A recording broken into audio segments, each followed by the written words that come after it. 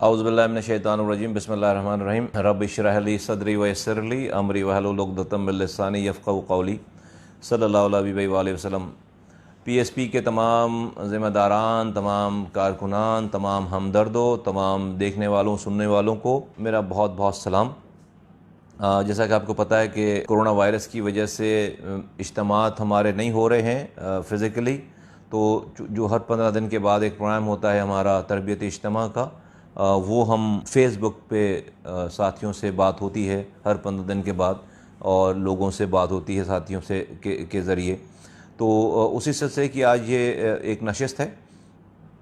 मैं कोशिश करूँगा कि आपके साथ कुछ चीज़ें वो डिस्कस करें जो आज के लोकल हालात हैं, अभी करंट हालात हैं हमारे, और पाकिस्तान में जिस वक्त हो रहा है बिलउमूम और बिलखुसूस सिंध में और कराची में, उसके ऊपर मैं एक आपको अपनी आपसे बात करें, और तमाम कारकुनान और ज़िम्मेदारान फिर उन तमाम चीज़ों के ऊपर अपना एक लाएमल भी तय करें, तैयार करें। देखिए, ये बात तो तय हो गई है कि जो मुल्क का मौजूदा निज़ाम है, सिस्टम है, ये पूरी तरह से नाकाम हो गया है, और ये निज़ाम अब आवाम को कोई भी फ़ायदा नहीं दे सकता। दूसरी बात ये भी तय हो गई है कि हुकूमतों से फ़रियाद करने से, हुकूमतों को बोलते रहने से, आवाज़ लगा लेने से कोई भी नहीं सुन रहा, किसी के कानों पे जूं नहीं रेंग रही, कुछ भी जो है वो कोई भी सही बात को सुनने के लिए, उसके ऊपर अमल करने के लिए तैयार नहीं है। आप हुकूमत के वज़रा को देखें, सुने, तो वो तो कह रहे हैं कि भाई प्रॉब्लम है क्यों लोगों को, सब तो अच्छा चल रहा है सारा। वो फ्रांस की मिसाल है ना कि भाई जब लोगों ने एहतजाज किया कि लोगों को रोटी नहीं मिल रही, ब्रेड नहीं मिल रही, तो उन्होंने भाई ये बहुत मशहूर वाक़या है ना कि भाई ये ब्रेड नहीं मिल रही तो केक खाएं। तो हमारे लोगों का भी जो है वो यही मेरे ख्याल है कि जो है वो हुक्मरानों का वो यही तर्ज अमल हो गया है कि भाई रोटी नहीं मिल रही है तो बिरयानी खाएँ, बिरयानी नहीं मिल रही है तो जो है वो और कोई मुर्ग मुसल्लम खाएं। वो कह रहे हैं कि भाई ये तो मसला क्या है। तो इन हालात में जब मुल्क चलाने वाले लोग जो बरसर इख्तदार हैं वो अगर इस तरह की बेहिसी का मुजाहरा करें, तो फिर हम क्या सिर्फ बातें करते रह जाएं, हम सिर्फ तकरीरें करते रह जाएं? हमने पॉलिटिकल पार्टी सिर्फ इसलिए बनाई है मेरे साथियों, पाक ज़मीन पार्टी के ज़िम्मेदारों, कारकुनों, मुस्तफ़ा कमाल ने, अनीस कायम खानी ने जब ये आवाज़ उठाई थी आकर 3 मार्च 2016 को, तो हम अपनी तमाम आसाइशों को छोड़कर, अपनी तमाम दोस्तियों को छोड़कर, अपनी फैमिलीज़ को छोड़कर और अपने बड़े बड़े ओहदों को छोड़कर हमने ये काम किया था, ये जहाज़ शुरू किया था, इसलिए कि हम चाहते थे कि हमारी ज़िंदगियों में हमारी जानें लग जाएं, और हम एक जो हालात हैं इस शहर में, इस सूबे में, इस मुल्क में, उन हालात में हम कोई बेहतरी लेकर आएँ। हमारा काम सिर्फ सियासत बराए सियासत करना नहीं था। अगर हमें सियासत करनी होती तो मैं किसी पार्टी को जाके ज्वाइन कर लेता, किसी पार्टी में चले जाते, मुस्तफ़ा कमाल, अनीस कायम खानी, हाथों हाथ लिया जाता और किसी बड़े ओहदे पे चले जाते। और भाई किसी पार्टी में जाना ही होता ओहदों के लिए तो भाई पहली पार्टी छोड़कर क्यों आते? वहाँ पे हमारे पास कम बड़े ओहदे थे, हमारे पास सेनेटर बने हुए थे, राब्ता कमेटी के मेंबर थे, अनीस भाई राब्ता कमेटी के मेंबर थे, पार्टी देख रहे थे यहाँ पर, तो क्यों हम छोड़ कर आते? वजह यह है कि जनाब हमने ये काम इसलिए किया है कि हम इस पाकिस्तान में और इस शहर में, इस सूबे में और पूरे पाकिस्तान में हम अपनी ज़िंदगियों में जो मसाइल हैं, इन मसाइल के ऊपर जो अल्लाह ताला ने हमें शऊर दिया है, हमें ये सियासत सिखाई है, हमें एडमिनिस्ट्रेशन सिखाई है, हमें इस काम करने का तरीक़ाकार सिखाया है, हम एक इनकलाब बर्पा करें, हम एक आवाज़ बुलंद करें और उस आवाज़ बुलंद करने की बिना पर अपने साथ लोगों को जोड़ें और फिर हम इस निज़ाम से टकराएं, हम इस झूठे निज़ाम को, फरसूदा निज़ाम को हम ज़मी बोस करें। और उसके लिए मैं उस टकराने के लिए कोई रियासत के ख़िलाफ़, खुदा न खास्ता मैं कोई मुहिम जुई की बात नहीं कर रहा हूँ। हम रियासत पाकिस्तान के वफ़ादार हैं, हम इस रियासत के वफ़ादार हैं, हर एक हम में से पीएसपी का कारकुन, लेकिन हम हुक्मरानों के वफ़ादार नहीं हैं। हुक्मरान रियासत नहीं है, रियासत को चलाने की एक अरेंजमेंट है, हुक्मरानी दी जाती किसी को। अगर वो अरेंजमेंट के उस अरेंजमेंट के ज़रिए मुझे इंसाफ नहीं मिल रहा, मुझे पीने का पानी नहीं मिल रहा, मुझे बिजली नहीं मिल रही, मुझे दवा नहीं मिल रही, मुझे तालीम नहीं मिल रही, मुझे मेरे नौजवानों को रोज़गार नहीं मिल रहा, मेरे घरों के आगे से कचरा नहीं उठ रहा, मुझे जो है वो तरह तरह की बीमारियों के अटैक्स हो रहे हैं, किसान मारा जा रहा है, टिड्डी दल का हमला है, कोई पूछने वाला नहीं है, शहरी मारा जा रहा है, कोरोना वायरस का हमला है, कोई पूछने वाला नहीं है। लाखों लोग, करोड़ों लोग, बल्कि कई करोड़ लोग बेरोजगार हो गए, डायरेक्ट और इनडायरेक्ट रोजगार। सारे रेस्टोरेंट्स टूट रहे हैं, सब रेस्टोरेंट्स जो वो आप शहर कराची में आकर घूमें, सारे रेस्टोरेंट्स टूट रहे हैं, और तमाम शहरों में ही हो रहा है, इसलिए कि रेस्टोरेंट सारे बंद हो गए। वहां पर जो सर्विस सेक्टर में, इंडस्ट्रीज में इतने लाखों लोग एम्प्लॉय थे, सब के सब जो बेरोजगार हो रहे हैं, और तमाम जगहों से सारी चीजें हो रही हैं। किसको फिक्र है? किसी को फिक्र नहीं है। 15-15 घंटे की बिजली नहीं है, किसको फिक्र है? इस सड़ी गर्मी में जब लोग बीमार पड़े में कोरोना वायरस में, किसी को फिक्र नहीं है। पानी नहीं है, उस बिजली नहीं होने की वजह से पानी नहीं आ रहा, रोज़गार नहीं है, गर्मी, ये सब कुछ जो है वो ये इस मुल्क में हो रहा है। मैंने पंजाब बात की, मुख्तार भाई से बात की, हमारे जो ऑर्गेनाइज़र हैं वहाँ पर बता रहे हैं कि इंडस्ट्रियल जोन जो है वो और मार्केटों में अनअनाउंस जो है वो लोड शेडिंग, 4 से 5 घंटे की लोड शेडिंग मामूल है पंजाब में, शहरों में। और इसी तरह से बलूचिस्तान के अलग मसाइल हैं, उसके ऊपर मैं अभी आता हूँ। तो और पूरे सिंध भर में जो यहाँ पर सारा हो रहा है, पूरे सिंध भर में अंदरून सिंध की जो है वो और ज़्यादा बुरी कंडीशन है। तमाम डिस्ट्रिक्ट से ख़बरें ये हैं कि भाई 12-12, 18-18, 2-2, 3 दिन के लिए लाइट नहीं है। PMTs उतार कर लेकर जा रहे हैं एस्को वाले, तो उसके बाद हफ्तों तो PMTs नहीं लगा रहे हैं। इमेजिन करें कि इस गर्मी में। क्रक्स ऑफ द स्टोरी ये है कि भाई सिर्फ बातों से, PSP के साथियों, कारकुनों, बातों से हमारे हालात नहीं बेहतर होंगे। हुज़ूर सल्लल्लाहु अलैहि वसल्लम की हदीस है कि बुराई को ताकत से रोको, ताकत नहीं है तो ज़ुबान से रोको, ज़ुबान से की ताकत नहीं है तो दिल में बुरा समझो। हमने जब ये काम शुरू किया, हम जब MQM को छोड़ कर गए, तो हमारे पास इतनी ताकत थी कि हम बुराई को दिल में बुरा समझकर छोड़ कर चले जाते, छोड़ दी हमने। फिर जब हम वापस आए 2016 में, तो हमें ये ताकत आई, अल्हम्दुलिल्लाह, अल्लाह ने हमें ये ताकत दी कि हम ज़ुबान से बुरा को बुरा बोलें। आज तक हम बुराई को, आज तक जब आपसे मैं बात कर रहा हूँ, ज़ुबान से बुराई को बुरा बोल रहे हैं। ये तमाम जो आपको मैं हालात बता रहा हूँ, ये तमाम बुराइयाँ हैं, इसको हम ज़ुबान से बुरा बोल रहे हैं। हमें अगले दर्जे की, अगले लेवल की तैयारी करनी है। मैंने आपको हदीस सुनाई है, ये किसी मुस्तफ़ा कमाल का कौल नहीं, अल्लाह के रसूल सल्लल्लाहु अलैहि वसल्लम का कौल है कि फ़र्ज़ है आपको, ये जो अमर बिल मारूफ व नही अनिल मुनकर का वाला ये जो मामला है कुरान में, उसकी एक तरह से तशरीह है उस रस्म की। अल्लाह ताला बार बार कह रहे हैं कि भाई नेकी का हुक्म दो और बुराई से रोको। उसको हुज़ूर सल्लल्लाहु अलैहि वसल्लम बता रहे हैं कि भाई हर मुसलमान पर फ़र्ज़ है कि बुराई को ताकत से रोके, ताकत नहीं है ज़ुबान से रोके। मैं मफ़हूम बता रहा हूँ, ज़ुबान से नहीं रोक सकता, दिल में बुरा समझे। फरमाया कि जिसके दिल में बुराई को बुरा देखकर दिल में भी प्रॉब्लम नहीं हो रही, तकलीफ़ नहीं हो रही उसे, तो फिर उसका ईमान राई के दाने के बराबर भी नहीं रहा। इसका मतलब है कि भाई हो सकता है नमाजी हो वो 5 वक्ता, लेकिन अगर बुराई को बुरा नहीं समझ रहा, फारिग है। हो सकता है तहज्जुद पढ़ने वाला हो, हर साल हज करने वाला हो, नफली रोज़े रखने वाला हो, सदका खैरात करने वाला, बुराई को देख के, माशरे की बुराई को देख कर बुरा नहीं समझ रहा, फारिग है। ये मैं नहीं कह रहा, अल्लाह के नबी सल्लल्लाहु अलैहि वसल्लम फरमा रहे हैं। ये दुनिया, हमने कलमा पढ़कर अपने आप को बाउंड कर लिया है कि हमें तो इसी फ़िलासफ़ी और इसी नज़रिए पे ही अपनी ज़िंदगी को इस्तवार करना है। ये तो हमारा ईमान है कि दुनिया में जो कुछ हो रहा है या होगा या होना है, वो तो अल्लाह ताला के ही हुक्म से होना है। दुनिया में एक पत्ता भी अल्लाह की मर्ज़ी के बगैर टूट कर नहीं गिरता। तो ये इसकी सराउंडिंग्स है, ये इसकी बेसिस है। तो और ये साथ साथ हम पर ये लाज़िम है कि अगर आज अल्लाह ताला ने हमें ज़ुबान से बुराई को बुरा कहने की ताकत दी है, तो हम बस इस ज़ुबान से बोलकर मुतमईन होकर ना बैठ जाएं। जब तक सांसें हैं, हमें यह कोशिश करनी है कि हमें अगले दर्जे पे जाना है, हमें इस बुराई को ताकत से रोकना है।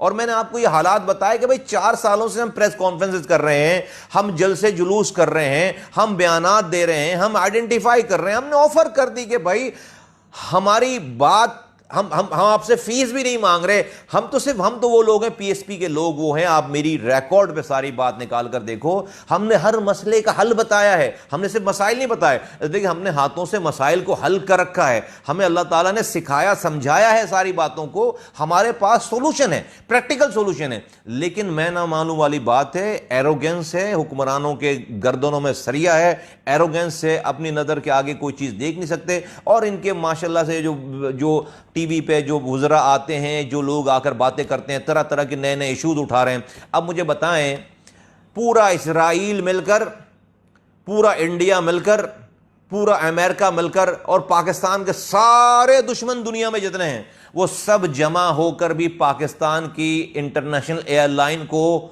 अरबों डॉलर खर्च करके भी वो नुकसान नहीं पहुंचा सकते थे जो इस हुकूमत के एक वजीर ने एक तकरीर में पहुंचा दिया। आज की इतला यह है कि एथोपिया एयरलाइन, जिसमें कोई बैठना नहीं चाहता है, उसने पाकिस्तानी पायलट्स को ग्राउंड कर दिया है, निकाल दिया है।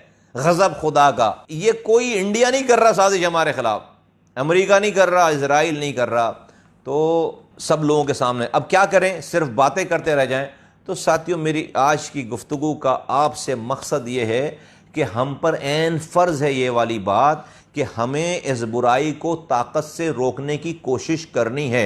अब इस ताकत को मैं ज़रा एक्सप्लेन कर दूं। इस ताकत का ये मतलब नहीं है कि हम अपने हाथों में हथियार उठाएंगे, इस ताकत का ये मतलब नहीं है कि हम जाकर इमलाक को नुकसान पहुंचाएंगे, इस ताकत का ये मतलब नहीं है कि हम जाकर किसी को कोई कानून हाथ में लेंगे। इस ताकत का मकसद ये है कि हम अपने आप को तैयार करें हुक्मरानों की जोर ज़बरदस्ती को सहने के लिए, कि जब आप हुकूक के लिए निकलेंगे, हमें निकलना पड़ेगा, हमें इन हुक्मरानों से अपने हुकूक लेने के लिए अब निकलना पड़ेगा, उसकी तैयारी करनी पड़ेगी। निकलना कैसे है? खाली हाथ निकलना है। निकलना कैसे है? कोई हमने किसी को मारने के लिए नहीं निकलना है। निकलना कैसे कि एक पत्ता भी ना टूटे, ऐसे निकलना है। इसलिए कि अगर हमने ये कर लिया खुदा ना खास्ता, तो फिर हमारे सारा जो हमारा इशू है, हमारा मेन मौक़िफ़ है, हम हुक्मरानों को मौका मिल जाएगा कि हमें उस मौक़िफ़ से हटाकर वो हम पर कदगन लगाएं, हम पर शब खून मारें। तो हमें अमन के साथ अपनी बात को सड़कों पर निकलकर अगले लेवल की तैयारी करनी पड़ेगी। सड़कों हमारी ताकत, हम अपनी ताकत को जमा करें। कारकुनान अवाम जब तक सड़कों पर नहीं आएंगे, जब तक आप अगले मरहले की तैयारी नहीं करेंगे, जब तक हमारे हुकूक हमें नहीं मिलेंगे, हमारे हालात हम ठीक नहीं हो सकते। तो ये हमें करना है, इसकी हमें तैयारी करनी है, ज़हनी तौर पर, जिस्मानी तौर पर। मेरे साथियों, ये फ़र्ज़ है हम पर, ये हम पर फ़र्ज़ है। ये बिजली 15-15 घंटे की कराची की बिजली कैसी है? 2005 में ये प्राइवेटाइज हुई। 2 साल का ये एग्रीमेंट था कि 2 साल में कराची की इलेक्ट्रिक जो है वो कराची में लोड शेडिंग ख़त्म कर देगी और तमाम चीज़ें जो है अपराइट हो जाएंगी। आज 2005 से 2020 15 साल हो गए, 15 साल हो गए, और आज की पोजीशन ये है कि ना ट्रांसमिशन लाइनें ठीक हुई, ना नए ग्रिड स्टेशन लगे, ना एक्सेस लोड लेने की कैपेसिटी है।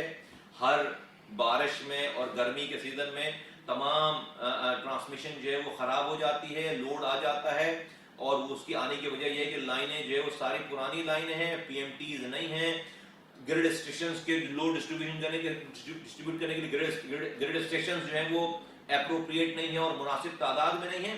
तो ये मामला आ जाते हैं। सो मच सो कि जो है वो करंट जो क्राइसिस जो शुरू हुआ, वो के इलेक्ट्रिक ने फर्नेस ऑयल की जो परचेजिंग थी, वो परचेजिंग नहीं की। इतना बड़ा इदारा है और वो एडवांस बता ही नहीं रहा पीएसओ को कि भाई हमें जो है वो पीक सीजन में इतना जो है ऑयल चाहिए, जो कि इनका एग्रीमेंट 1 महीने पहले बताने का।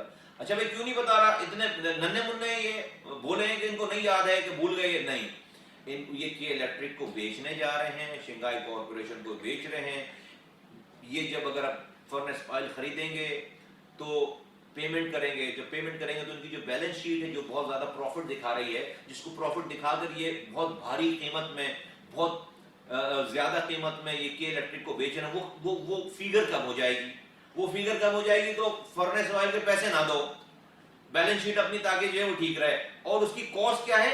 उसकी कॉस्ट ये है कि तमाम कराची जो है वो अंधेरे में डूब गया, तमाम कराची जो है वो गर्मी, सड़ी गर्मी में बगैर बिजली के तमाम कराची जो है वो डूब गया, और उसकी कॉस्ट जो है वो ये निकल कर आई।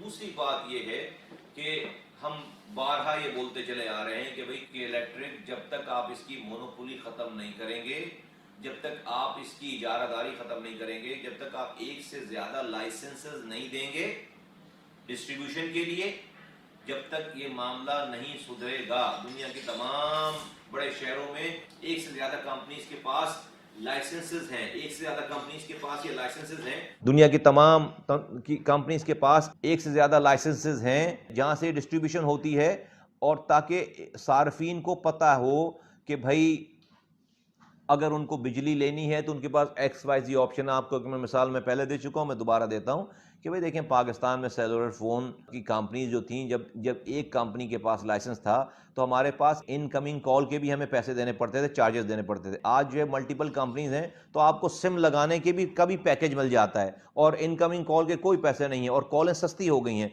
सो मच तो कि ये जो पहले तमाम कंपनीज अपना अपना एंटीना लगाती थी, अपने टावर्स लगाती थी, अब वो एक ही टावर पे तमाम कंपनी शेयर कर रही हैं कॉल, इसकी अपनी कॉस्ट कम करने के लिए। फायदा किसको हो रहा है? फायदा आम सार्फिन को हो रहा है कि कॉल्स जो है वो सस्ती हो गई। इसी तरीके से इसी पैटर्न पे मैं बार बार कह रहा हूं, सोल्यूशन इसका ये है कि जब कि इलेक्ट्रिक को आप लिबरलाइज करेंगे, पॉलिसीज को, आप एक से ज्यादा मल्टीपल कंपनीज को जब आप लाइसेंसेस देंगे, ये मसला खुद ब खुद जो है वो कंपटीशन से हल हो जाएगा। कौन हल करेगा? वफाकी हुकूमत। वफाकी हुकूमत में इमरान खान साहब के दोस्त हैं नकवी साहब, अबराज के जो CEO हैं, और वो सो कॉल्ड पता चलता है कि भाई वो PTI के वो इलेक्शन कैंपेन के वो फाइनेंसर रहे। भाई रहे होंगे, लेकिन अभी ये मसला तो कराची वालों का है, इमरान खान साहब उनसे फ़ोन करके मसला हल करा सकते। लेकिन एक और कैरेक्टर है शान अशरे। शान वो साहब हैं जो कि इस वक्त पूरी के इलेक्ट्रिक के करता धरता हैं, कनाडा में वो बैठे हैं, और मैंने सुनने में आई कि बहुत सारे जो सरकारी इदारे के लोग हैं उनको भी वो कैनेडियन नेशनलिटी जो है रिश्वत के तौर पर ऑफर कर चुके हैं, और इसकी वजह से उनको तरह तरह की मराहत मिल रही हैं कि कभी जो है वो ₹2.25 पर यूनिट बढ़ा दिया जाता है इस बगैर कारकर्दगी के, कोई मसला नहीं होता। कभी जो है वो जितना जो बेड डेप्ट है उसको लेने के लिए उन्हीं लोगों से जिनसे वो बिल ले रहे हैं, उन्हीं के बिल में वो तमाम रकूम जो है वो ले ली जा रही है कराची वालों से, कोई मसला नहीं है। 25 अरब रुपए ये तय है कि इलेक्ट्रिक के एग्रीमेंट में कि अगर उनको एक प्रॉफिट, सर्टेन प्रॉफिट से ज्यादा मिलेगा तो वो पैसे वापस वो कंज्यूमर को रिटर्न करेंगे। उनकी अपनी बैलेंस शीट के मुताबिक 25 अरब रुपए कराची वालों को रिटर्न होने हैं। वो जब रिटर्न करने का जब टाइम आया, उन्होंने के इलेक्ट्रिक वालों ने जाकर कोर्ट से स्टे ले लिया है। अब ये पैमरा के जो लोग हैं वो एक टेलीफोन कॉल पर ये मसला हल करा सकते हैं, लेकिन वो नहीं कर रहे। और मैंने आपको इशारा दिया कि वो शान साहब हैं, और जो इस वक्त सबसे बड़े मेन शेयर होल्डर हैं वो कैनेडियन नेशनल है खुद, वो इसको औने पौने ये इसको बेचना चाहते हैं भारी कीमत में, और ये रकम लेकर यहां से जाना चाहते हैं। उन्होंने इस सिलसिले में सरकारी अफसरान को उन्होंने ये कैनेडियन नेशनलिटी उन्होंने ऑफर कर रखी है, उनके लिए कैनेडियन नेशनलिटी ले रहे हैं वहां पे वो, और इस हवाले से यहां पर ये सारा कुछ कॉम्प्रोमाइज हो रहा है। मैं अगेन आपसे कहता हूं, कराची के साथियों से, सिंध के साथियों से, पूरे पाकिस्तान के साथियों से, PSP के कारकुनों से, कि हमें पुरअमन जद्दोजहद के लिए तैयार होना पड़ेगा।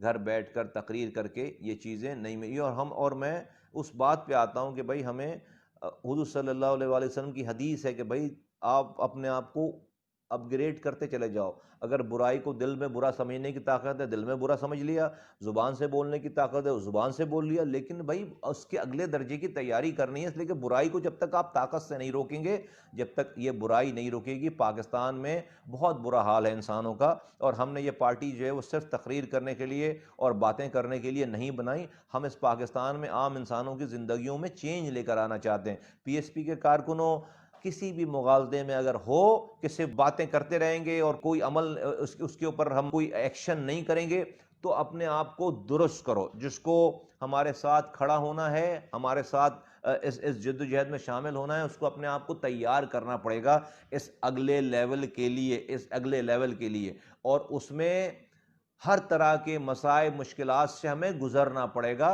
ये PSP का मौक़िफ़ है और हमें ये करना पड़ेगा, अदरवाइज ये चीज़ें ठीक नहीं हो रही हैं। हम कैसे इसको ठीक करेंगे, इस मसाइल को, हम क्या मार्केट कर रहे हैं, हम क्या सेल कर रहे हैं। हमारे पास जब ये जिम्मेदारियां आएंगी, हम जिस चीज़ की जिद्दोजहद कर रहे हैं, तो हम इंशाअल्लाह ताला इस मुल्क में प्योरली आइडियल किस्म की डेवोल्यूशन ऑफ पावर करेंगे। हम आइडियल किस्म के इख्तियारात और वसाइल को नीचे हम ट्रांसफ़र करेंगे, ट्रिकल डाउन करेंगे। 18वीं तरमीम सूबों के खुद मुख्तारी के लिए थी, वज़ीर आला की खुद मुख्तारी के लिए नहीं थी। 18वीं तरमीम से सूबे का वज़ीर आला तो खुद मुख्तार हो गया, लेकिन सूबा उस पहले से ज़्यादा महरूम हो गया कि वो एक अकेले, पहले जो वफाक से कुछ सूबों को प्रोजेक्ट्स मिल जाते थे, अब 18वीं तरमीम के बाद वो वफाक वो प्रोजेक्ट्स भी नहीं देता। वो कहता भाई हमने सारे पैसे तो तुम्हारे वजीर आला को दे दिए। वजीर आला ऊपर उसके ऊपर जो है वो चौकीदार बन के बैठ गया है, चौधरी बन के बैठ गया है, वो नीचे ट्रिकल डाउन नहीं कर रहा। तो भाई 18वीं तरमीम सूबाई खुद मुख्तारी के लिए, सूबों को खुद मुख्तार करने के लिए लाई गई थी, एक वजीर आला को खुद मुख्तार करने के लिए नहीं लाई गई थी। अनफॉर्चुनेटली 18वीं तरमीम के बाद एक वजीर आला खुद मुख्तार हो गया है, और वो जो है वो उसके अंदर उसको आपने बाउंड ही नहीं किया कि वो नीचे लाजिम लो मलजूम करे कि भाई वो तमाम सूबे में जितने डिस्ट्रिक्ट्स हैं सबको खुद मुख्तार करे, जितने शहर हैं सबको खुद मुख्तार करे, जितने गांव हैं सबको खुद मुख्तार करे। वो सारे इख्तियारात और वसाइल पे चौधरी बनकर बैठ गया है। उसके चौधरी बनने की वजह से, उसके डिक्टेटर बनने की वजह से आज 18वीं तरमीम को रोल बैक करने की बात हो रही है। सबसे बड़ा कसूरवार अब शोर कर रहे हैं कि वफाक ये नहीं कर सकता। और भाई लोगों से अगर पूछोगे तो लोग कहेंगे भाई कल के करने को आज कर दो रोल बैक, हमें क्या फायदा हुआ। इसलिए नहीं फायदा हुआ कि चौधरी बन के ये बैठ गया, वजीर आला बन के बैठ गया चौधरी। इसलिए कहते हैं कि आज भी ये मौका है, फौरन से पहले बेशतर प्रोविंशियल फाइनेंस कमीशन का ऐलान किया जाए। और ये नहीं कि ये कमीशन सूबाई हुकूमतें बना लें, वो तो अपनी मर्जी से बनाएंगी, नहीं, जो नेशनल फाइनेंस कमीशन एनएफसी का कमीशन बना हुआ है, उसी कमीशन में को ये जिम्मेदारी दी जाए कि वो पीएफसी अवार्ड भी करें। एनएफसी अवार्ड के साथ साथ वो पीएफसी अवार्ड का भी इजरा करें। और जैसे एनएफसी अवार्ड का इजरा हो रहा है, साथ साथ पीएफसी अवार्ड का इजरा साथ साथ ऑटोमेटिक हो जाए कि जो डिविजिबल पूल में पैसे आते हैं और वो बढ़ते हैं जिस फॉर्मूले से, उसी फॉर्मूले से वफाक से जो सूबों को बढ़ते हैं, उसी फॉर्मूले से सूबों से डिस्ट्रिक्ट को बढ़ना शुरू हो जाए। और जितना पैसा जो फॉर्मूला वफाक में है कि भाई जितना पैसा वफाक की हुकूमत के पास रहेगा, वही फॉर्मूला अप्लाई करके प्रोविंशियल गवर्नमेंट के पास उतना पैसा रखें। बकिया वो सारा जो पैसा जो नीचे जाना है, नीचे के जाने वालों के है, वो डिस्ट्रिक्ट में आप उसको डिस्ट्रीब्यूट करें। जब जाकर इख्तियारात और वसाइल पाकिस्तान और पाकिस्तानियों के डोर स्टेप्स तक पहुंचेंगे। ये किसी के अपने घर का पैसा नहीं है, ये पाकिस्तान के एक एक डिस्ट्रिक्ट का कमाया हुआ पैसा है, एक एक गांव के लोगों की मेहनत का पैसा है, एक एक शहर के लोगों की मेहनत का पैसा है। और ये पैसा डिस्ट्रीब्यूट इसी तरह होना चाहिए, जब जाकर पूरा मुल्क इकट्ठे उठेगा। ये दुनिया ने काम कर लिया, जो आज तरक्की याफ्ता मुमालिक हैं, उन्होंने ये गुर डिसेंट्रलाइजेशन का, डिवोल्यूशन का, सेंस ऑफ पार्टिसिपेशन का, और उस सेंस ऑफ पार्टिसिपेशन के जरिए उस मुल्क की ओनरशिप हासिल करने का गुर सदियों पहले सीख लिया। आज वो हमसे सदियों आगे चले गए और हम इस जमहूरियत के नाम पर बदतरीन डिक्टेटर हैं, बदतरीन डिक्टेटर हैं, बदतरीन डिक्टेटर। हमारे यहां ना जमहूरियत खालिस है और ना डिक्टेटरशिप खालिस है। जमहूरियत लोग आकर डिक्टेटर बन जाते हैं, और डिक्टेटर आता है तो वो डंडा छोड़कर उसको जो है जमहूरी बनने का शौक हो जाता है। कुछ भी खालिस नहीं है हमारे यहाँ। सिटी गवर्नमेंट तबाह बर्बाद है, प्रोविंशियल गवर्नमेंट तबाही बर्बादी के दाने पे, और वफाकी हुकूमत जो है वो उसका कहना ही क्या। उनको 4-4 सालों के बाद वफाकी हुकूमत को आए और बताएं इन हालात में कि वो कर क्या रहे हैं, तो वो नए ड्रामे रोजाना कर रहे हैं, जीआईटी का ड्रामा कर रहे हैं। ओ भाई वफाकी वजीर, उसको पता ही नहीं है जीआईटी क्या चीज होती है। वो समझ रहा है कि जीआईटी की रिपोर्ट वो पब्लिक कर देगा तो बस पाकिस्तान में पार्टियां बंद हो जाएंगी। लाखों के हिसाब से जीआईटी पड़ी हुई है। अब उसको कौन समझाए ये वाली बात, उसको कौन समझाए कि भाई उस जीआईटी के बाद का प्रोसेस तो मालूम कर लो कि जीआईटी के बाद केस चलना होता है, तो केस चल रहा है या नहीं चल रहा। वो 4, 5, 6, 8 दिनों से सारा मीडिया, सारा कोरोना भूलकर, कत्ल, जितने लोग जो है वो मर रहे हैं उसको भूलकर, जो पानी नहीं मिल रहा, बिजली नहीं है, वो सारी चीजें भूलकर जीआईटी पे लगे हुए जनाब। 8-8 घंटे के टॉक शोज उसके ऊपर हो रहे हैं। अपनी ना अलल टाप किस्म की जो है वो बोंगियां मारे जा रहे हैं, मारे जा रहे हैं, झूठ बोलते चले जा रहे हैं, पता कुछ है नहीं। जिन लोगों को काउंसलर बनने की तमीज नहीं थी, काउंसलर नहीं बन सकते थे, वो आज वुजरा बने बैठे हुए हैं। ये है इसकी क्रक्स। इनकी औकात नहीं थी ये इसकी कि वो काउंसलर बन सके। काउंसलरों के लिए जब खड़े हुए तो 150 वोट नहीं ले सके थे। लेकिन करिश्मा ये पाकिस्तान में होता है कि 2 साल पहले जो काउंसलर ना बन सके, वो 2 साल के बाद, वो 2 साल के अंदर अंदर वफाकी वजीर बन रहा है। इसकी वजह से सब कुछ हो रहा है। नुकसान किसका हो रहा है? पाकिस्तान का। नुकसान किसका हो रहा है? अवाम का। पाकिस्तान तेजी से नीचे जा रहा है, पाकिस्तान तेजी से नीचे जा रहा है। अब वो टाइम आ गया है कि मैं समझता हूं कि अब हमें यह फैसला करना पड़ेगा कि आया हमें पाकिस्तान बचाना है या हमें हुकूमतें बचानी हैं। अब ये टाइम आ गया है कि हमें पाकिस्तान बचाना है कि हमें हुकूमतें बचानी है।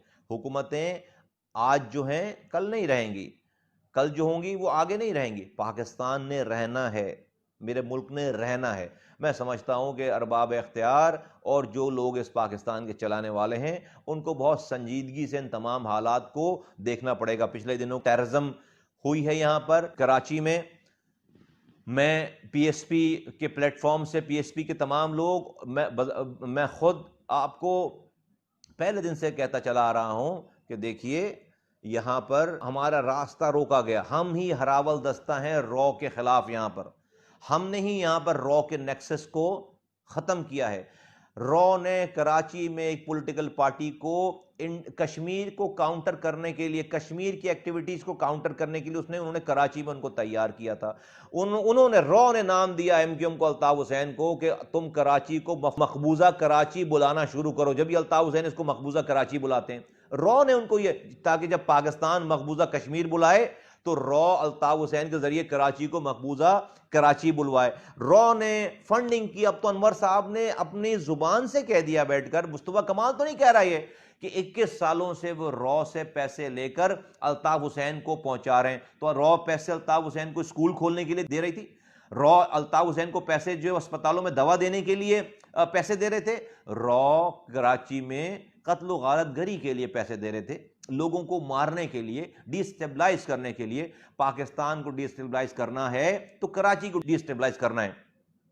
तो अगर मुस्तफा कमाल को ये वाली बात पता है, तो कौन है एमक्यूएम में जिसको ये वाली बात नहीं पता? मुस्तफा कमाल और उसके साथियों ने आकर अलम बगावत बुलंद कर दिया। ये एमक्यूएम में जो लोग बैठे थे, ये बैठे हैं, जो आज एमक्यूएम सो कॉल्ड XYZ, इधर उधर ये PIB और ये सब मिलाकर, इन सब ने जानने के बावजूद, हमारी बात सही होने के बावजूद, इन्होंने अपनी रोजी रोटी को बरकरार रखने के लिए इन्होंने 3 मार्च 2016 को अल्ताफ हुसैन का साथ दिया और कंटिन्यूटी के साथ झूठ बोलते रहे। हमारे खिलाफ इन्होंने अपना मजमा लगाया, हमारे खिलाफ खड़े रहे। वो तो 22 अगस्त को हमने जो इनको ब्लीड करवाया, अल्ताफ हुसैन को ब्लीड कर गया, उसके लिए लड़के उठ खड़े होने के लिए तैयार नहीं हुए, हथियार उठाने के लिए पहली दफा तैयार नहीं हुए।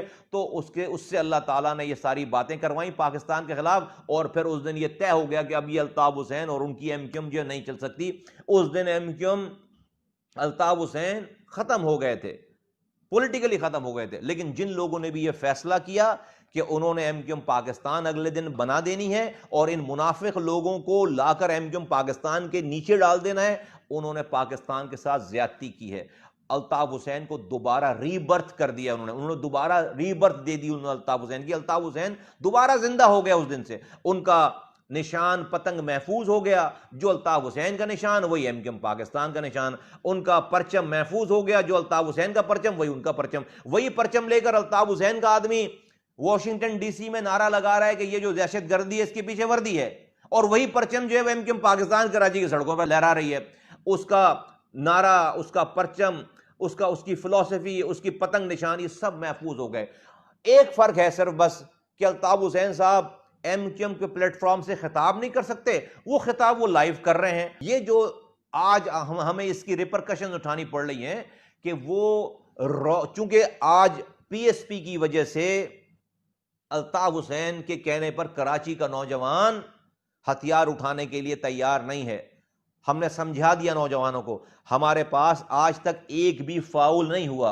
हमारे दरमियान खड़े होकर आज तक किसी ने अल्ताफ हुसैन का नारा नहीं लगा। एमक्यूएम के हर जलसे में, हर गैदरिंग में अल्ताफ हुसैन के नारे लगते हैं, इसलिए कि वो कमरों में बैठकर उनके लीडरान ये वाली बातें कर रहे हैं कि भाई ये तो पार्टी भाई की है।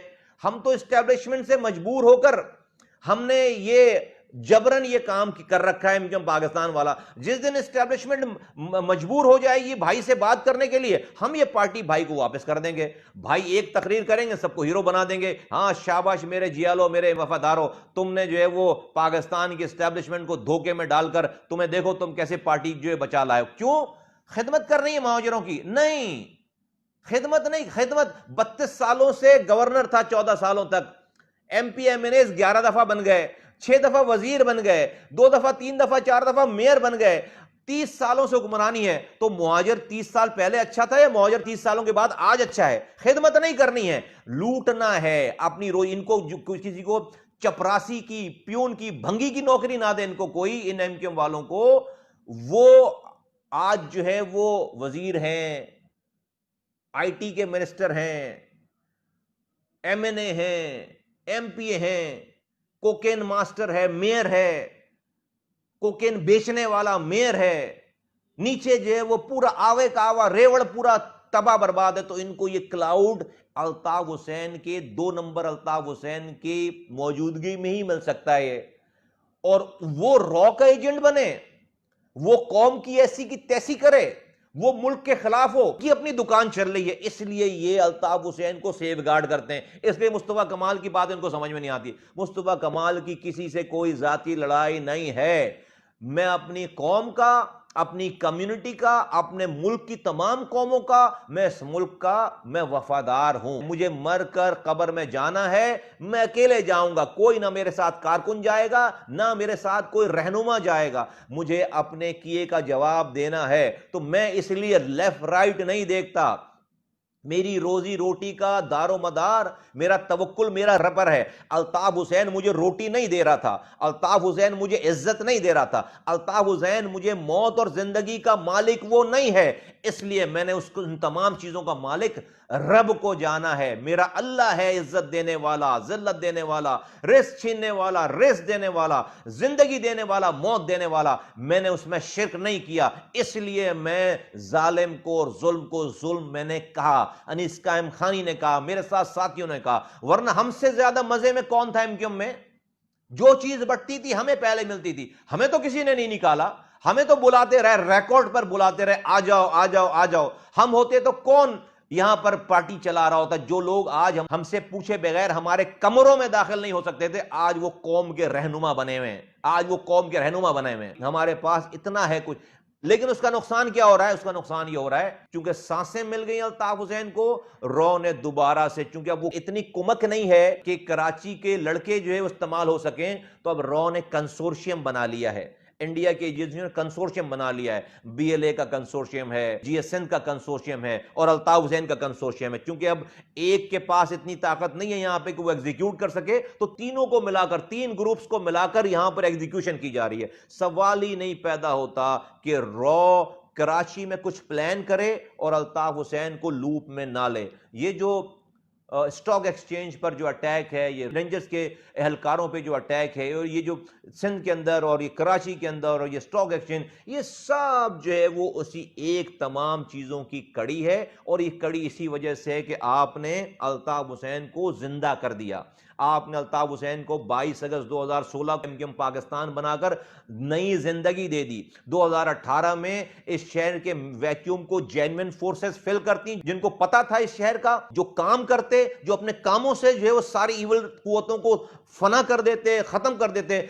आपने इस शहर को 14 एमएनएस पीटीआई को दे दिए, 25 एमपीएस उनको पीटीआई के जीत गए। उनके मोहल्ले में उनको कोई नहीं जानता, उनकी कॉन्स्टिट्यूंसी में उनको कोई नहीं जानता। वो वैक्यूम वैसे ही का वैसे ही है।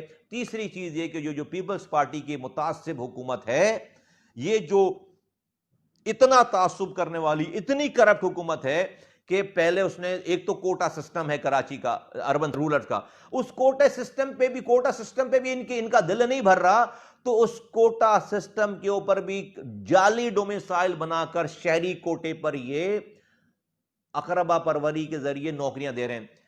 कितनी नौकरियां मिल जाएंगी उस कोटे पे भी किसी और को, लेकिन उससे हो क्या रहा है? उससे एक शहरी इलाकों में एक महरूमी जो कि ऑलरेडी मौजूद थी वो परवान चढ़ रही है। वो जब महरूमी परवान चढ़ रही है तो लोगों को कोई भी गाली बकता हुआ को नजर आता है, पाकिस्तान के खिलाफ चीजों के खिलाफ लोग उस तरफ अट्रैक्ट होते हैं, लोग इवल फोर्सेस की तरफ अट्रैक्ट होते हैं। जब बहुत ज्यादा बेचैनी होगी, इस्तराब की सी पोजीशन होगी, तो आपको 2.5 करोड़ की आबादी में चंद नौजवान मिल जाएंगे जो कि गुस्से में होंगे, जो कि कुछ भी करने के लिए तैयार होंगे, और वो फिर एक मटीरियल मिल रहा है, मुल्क दुश्मन अनासिर को एक मटीरियल मिल रहा है। खुदारा मेरी बातों को पाकिस्तान चलाने वाले लोग समझें, खुदा के वास्ते समझें। मुस्तफा कमाल को सियासत का कोई शौक नहीं है, मेरी रोजी रोटी नहीं है, मेरा किचन ना पहले चला है इससे, और ना आज चल रहा है, और ना आइंदा चलेगा। हमने जो कुर्बानी दी है हम पर वाजिब भी नहीं थी, हम पर वाजिब, और हमें इस कुर्बानी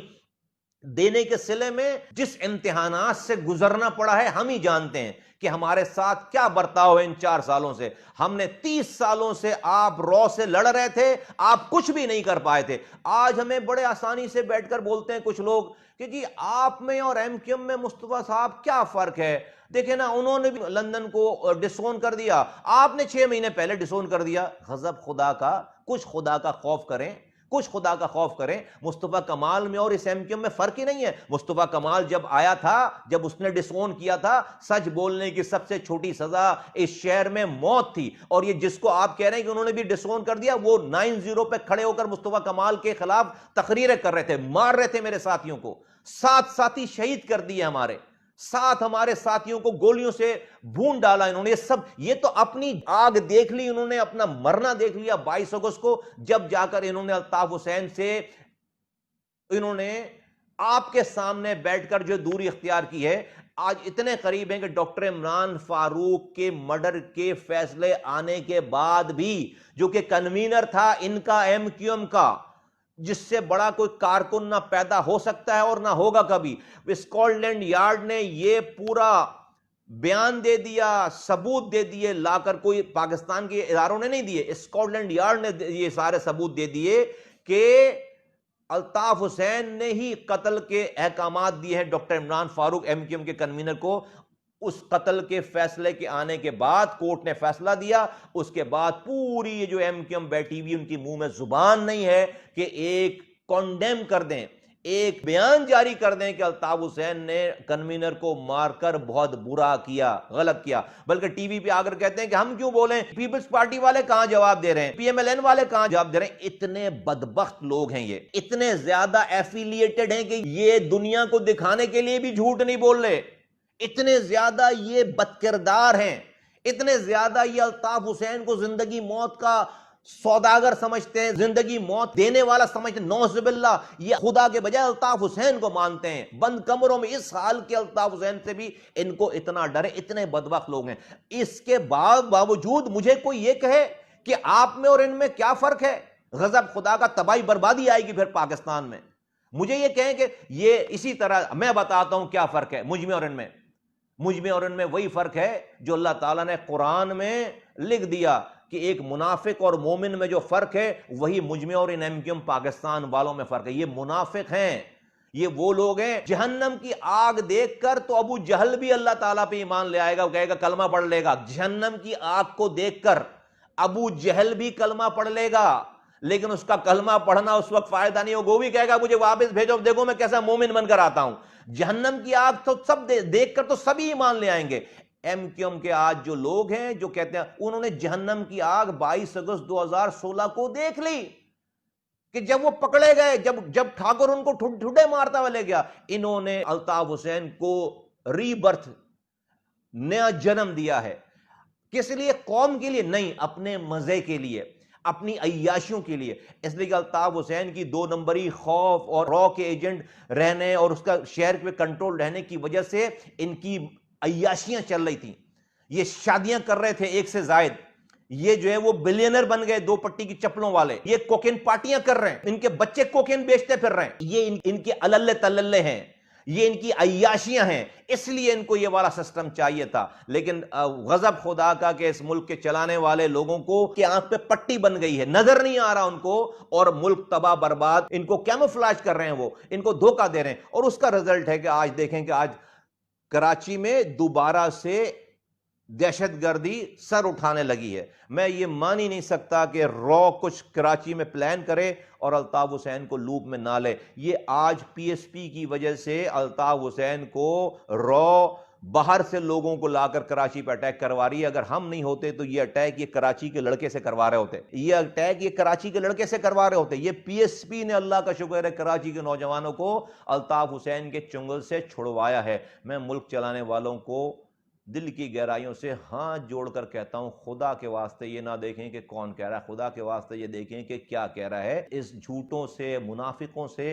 अपनी जान छुड़ाएं। टाइम आ गया है कि मुल्क में अब जो है वो या तो मुल्क चलेगा या फिर ये लोग चलेंगे। दोनों चीजें एक साथ नहीं चल सकती, दोनों चीजें एक साथ नहीं चल सकती। मेरे जिस्म में जब तक जान है मैं सच बोलता रहूंगा, हम सच से नहीं हटेंगे। साथियों, मैं आपको कहता हूं, जो भी अब हमारे साथ जहां जहां भी मेरी आवाज़ जा रही है, तैयारी करो। हमें अगले मरहले की तैयारी करनी है। हमें अमन के साथ जिद्दोजहद को आगे बढ़ाना है। ताकत से अपने हुकूक लेने हैं, बातों से हुकूक नहीं मिलेंगे। सारे दर्जा बदर्जा हमने अपने तमाम लेवल्स को तय कर लिया। अब हमें अपने हालात को चेंज करने के लिए, अपने मुस्तकबिल के, अपने बच्चों को अच्छा पाकिस्तान देने के लिए हमें ताकत से, हमें जिद्दोजहद से अपने हुकूक लेने हैं। और उस ताकत का मतलब कहीं से भी हथियार नहीं उठाना है, किसी को मारना नहीं है, किसी को नुकसान नहीं पहुंचाना है। हमें इस जिद्दोजहद करने में सरकार के पास उसकी मशीनरी है। जब आप स्टेटस को चैलेंज करेंगे तो उनके पास पुलिस है, उनके पास और इदारे हैं,